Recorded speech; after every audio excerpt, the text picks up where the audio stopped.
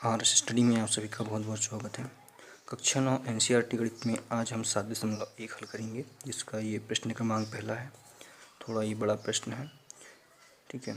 इससे पहले हमने जो भी प्रश्नों को हल किया है वो सारी चैनल की प्लेलिस्ट में अवेलेबल है। अगर आपने नहीं देखा है, उन वीडियोस को देखना चाहते हैं तो नीचे डिस्क्रिप्शन में प्लेलिस्ट का लिंक दिया गया है, वहाँ से आप देख सकते हो। प्रश्न कहता है त्रिभुज ABC और त्रिभुज DBC एक ही आधार BC पर बने दो समबाहु त्रिभुज इस प्रकार हैं कि A और D भुजा BC के एक ही ओर स्थित है। आकृति हमको 7.39 में दिया गया है। यदि AD बढ़ाने पर BC को P पर प्रतिच्छेद करे तो दर्शाइए कि, ये हमको प्रश्न दिया गया है। उसके बाद में फिर इन प्रश्न के उत्तर हमको देना है।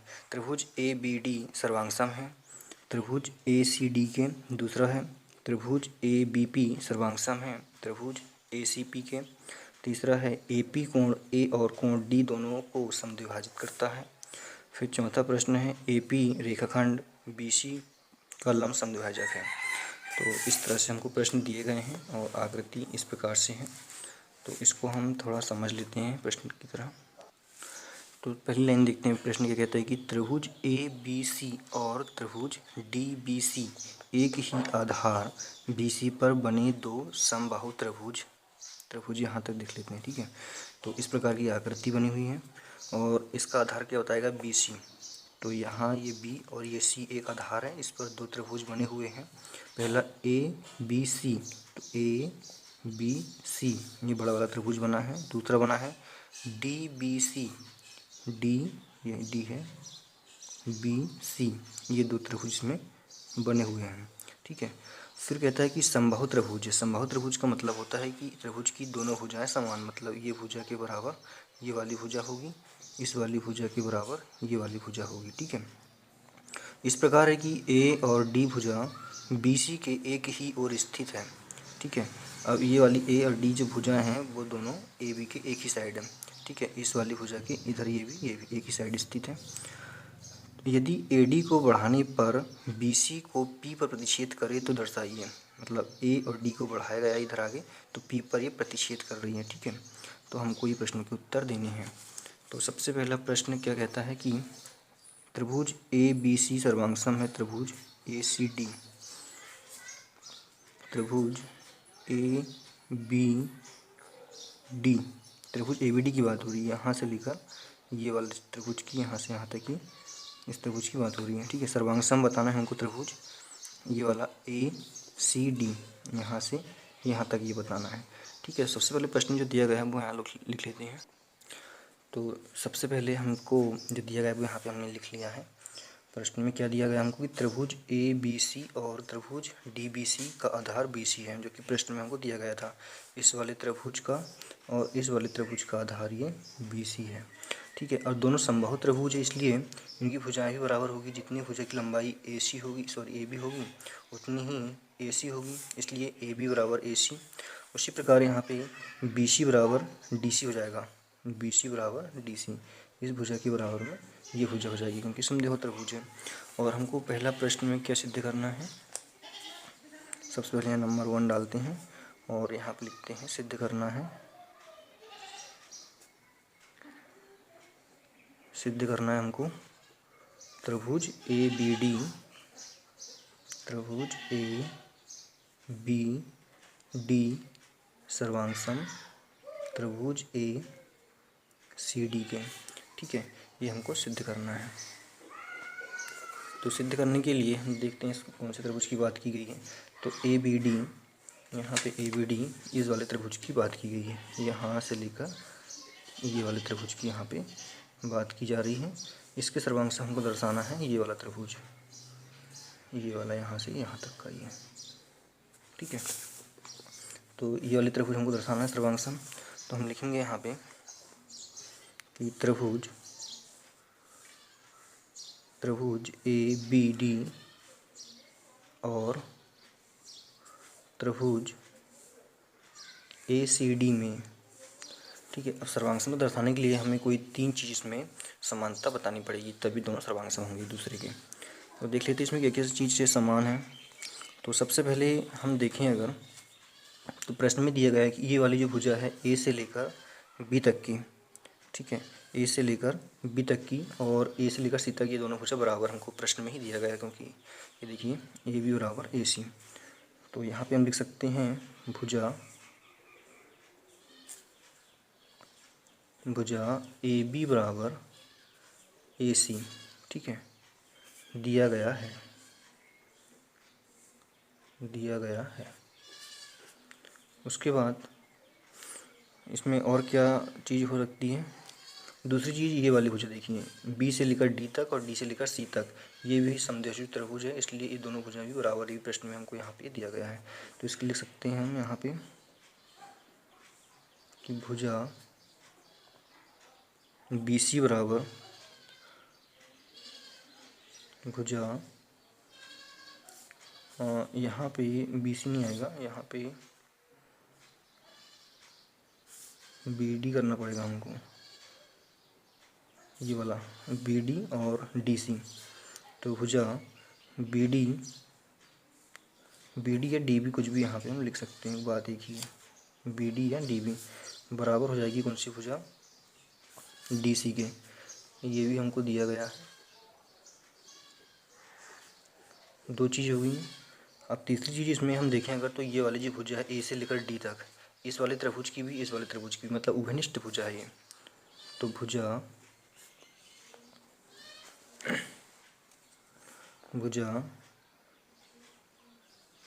ए डी बराबर ए डी, ठीक है, ए डी बराबर ए डी। तो ये कैसी भुजा है, उभयनिष्ठ भुजा है। तो इसको हम लिख सकते हैं यहाँ पे उभयनिष्ठ भुजा। तो ये तीन चीज़ हमने यहाँ पे सिद्ध कर लिया कि तीन चीज़ इसमें बराबर है।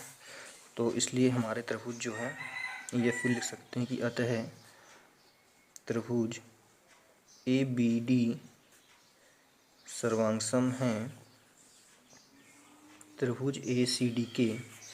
और कौन सा नियम लागू हो रहा है यहाँ पे, भुजा भुजा भुजा। तो भुजा भुजा भुजा ये नियम से ये सर्वांगसम हो जाता है। ठीक है, यही हमको यहाँ पे सिद्ध करना है। ठीक है, इसमें से हम देखें अगर, तो जब ये वाला त्रिभुज इस त्रिभुज के सर्वांगसम हैं, तो यहाँ पे एक चीज़ और स्पष्ट हो जाती है। कौन सी चीज़ स्पष्ट हो जाती है यहाँ पे, कि जो बी ए पी है, बी ए पी मतलब कि ये वाला कोण और ये वाला कोण, और कौन सा कोण, C A P, B A P sorry, ये वाला कोण, क्योंकि हमने ये वाला त्रिभुज लिए इसलिए ये वाला कोण, और दूसरा कोण यहाँ पे कौन सा, सी ए पी, ये वाला कोण। ठीक है, ये दोनों कोण बराबर हो जाएंगे, क्योंकि सीपीसीटी के नियम से, सीपीसीटी का नियम कहता है कि सर्वांगसम त्रिभुज के संगत कोण बराबर होते हैं। तो यहाँ पे एक चीज़ हो जाएगी, वो हम लिख लेते हैं कि कोण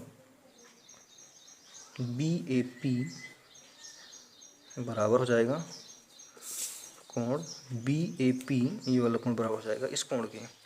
तो यहाँ पे बी ए पी बराबर कोण सी ए पी।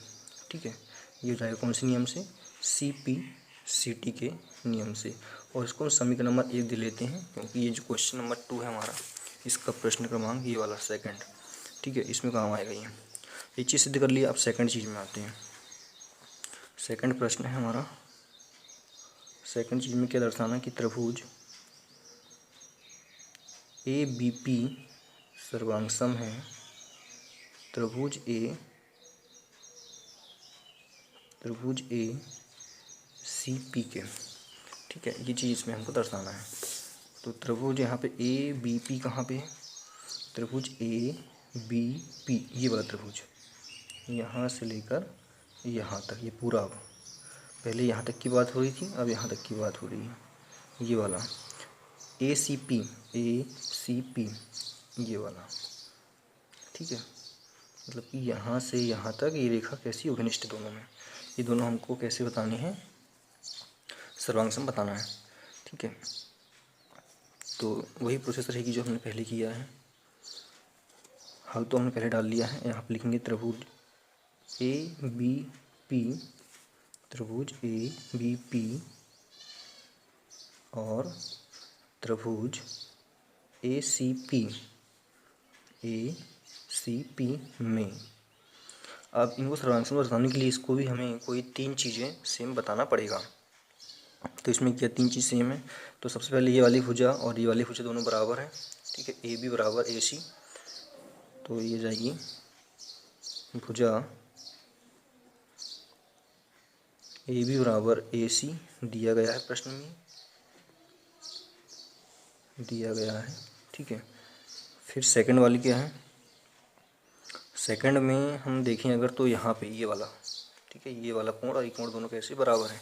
हमने अभी यहाँ पे ये निकाला था ये, ठीक है। तो लिख सकते हैं डायरेक्ट यहाँ पे कोण BAP, ठीक है, BAP ये वाला कोण और सेकंड CAP बराबर कोण CAP। ये हो गया समीकरण नंबर 1 में अभी हमने सिद्ध किया है, ठीक है। ये 2 चीज़ हमने कर लिया। अब तीसरी चीज़, अब इसमें थर्ड चीज़ जो है, ये देखिए ये वाली भुजा A से लेकर P तक, ये दोनों त्रिभुजों में उभयनिष्ठ है, ठीक है, उभयनिष्ठ है ये रेखा। तो यहाँ पे हम लिख सकते हैं भुजा AP बराबर AP बराबर AP, ठीक है। कैसी है ये? उभयनिष्ठ है, उभयनिष्ठ भुजा है। तो यहाँ 3 चीज़ हमने इसमें बराबर बता दी। तो इससे क्या सिद्ध होता है कि अतः त्रिभुज, हमने जो 3 त्रिभुज लिया, सॉरी 2 त्रिभुज लिया था, कौन कौन सा लिया था? ABP सर्वांग सम है त्रिभुज ACP के। और कौन से नियम से है? तीनों में हमने लिया, पहले भुजा बताया, फिर कोण और फिर भुजा। इस नियम से ये सिद्ध हो जाता है, ठीक है। तो ये इसके हमने 2 प्रश्नों के हल कर लिए हैं। पहला प्रश्न का हल यहाँ से यहाँ तक का है और सेकंड का ये वाला। अब इसके 2 प्रश्न बचे हैं जो कि हम उसको अगले वीडियो में देखेंगे, वीडियो लंबा हो जाएगा।